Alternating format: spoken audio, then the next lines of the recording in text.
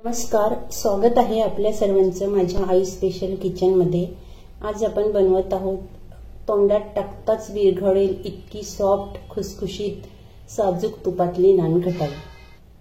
बाहेर मार्केटमध्ये विकत मिळते त्याही पेक्षा चांगली नानखटाई आपण घरी सहज बनवू शकता।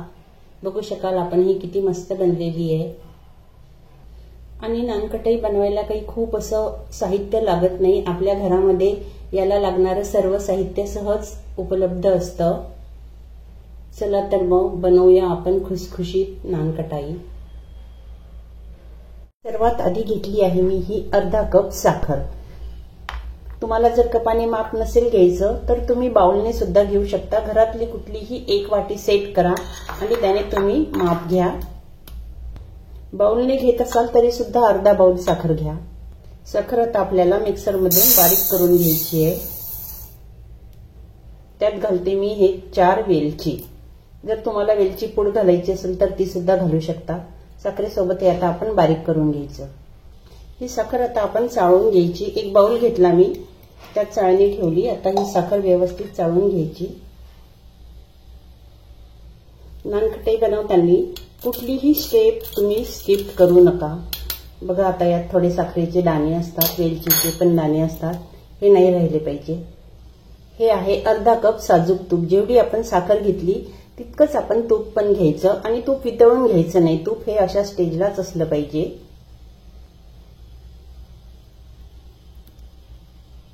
हे आहे 1 टीस्पून दही,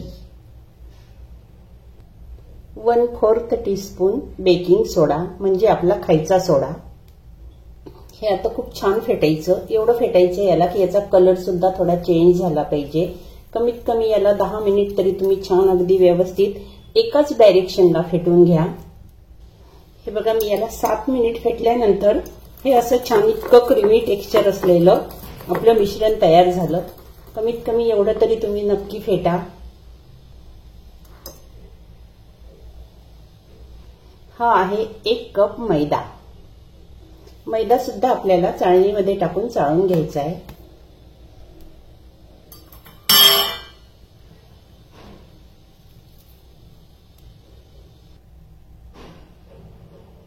मैदा चाळून झाल्यानंतर हे सर्व मिश्रण आपण अगदी व्यवस्थित हलवून घ्यायचं, मिक्स करून घ्यायचं याला।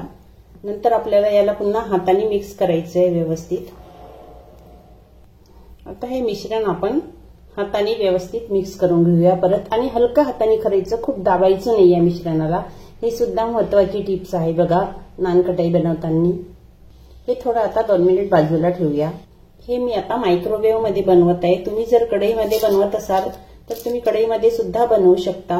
मी मायक्रोवेव्ह मध्ये बनवून राहिली म्हणून मग मी आता काय केलं, हा ट्रे घेतला। आता त्याला सगळीकडनं व्यवस्थित तूप लावून घ्यायचं आपण। कढईमध्ये सुद्धा तितक्याच छान होतात।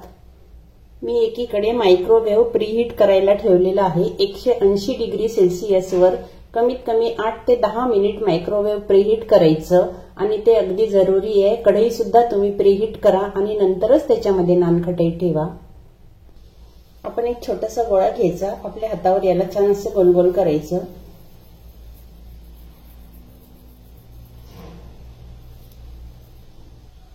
आणि परत आपल्या बोटाने याला अगदी थोडंसं प्रेस करायचं, खूप जास्त नको।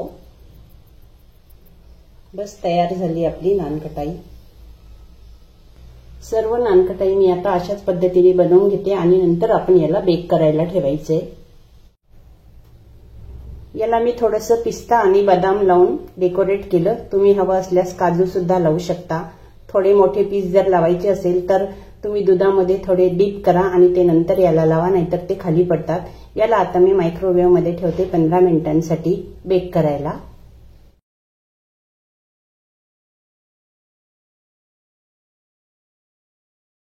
पंधरा मिनिट नानखटाईला मी बेक करून घेतलं। आता बघा तुम्ही किती मस्त झालेली आहे अगदी। आणि ही ठेवताना काय करायचं, जेव्हा तुम्ही बेक करायला ठेवाल तेव्हा खूप जवळ जवळ ठेवू नका, थोडं लांब लांब ठेवा, नाहीतर मग ही अशी फुलते आणि एकमेकांना चिटकते। मी यातल्या 2-3 काढून घेतल्या होत्या। मी तुम्हाला जवळून दाखवते। अगदी खुसखुशीत मस्त आपली नानखटाई तयार झाली। मी आधी या ट्रेला ओव्हन मधून काढल्यानंतर 10 मिनिट थंड होऊ दिलं. त्याच्यानंतर ही नानकटाई मम्मी परत घेतली.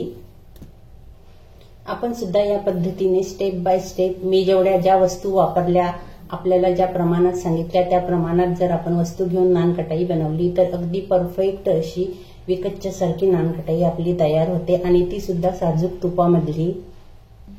तर मग आपण सुद्धा नक्की बनवून बघा आणि व्हिडिओ आवडल्यास माझा व्हिडिओ लाईक शेअर करायला विसरू नका. पुन्हा भेटूया अशाच एक छानशा रेसिपीसह. तोपर्यंत धन्यवाद.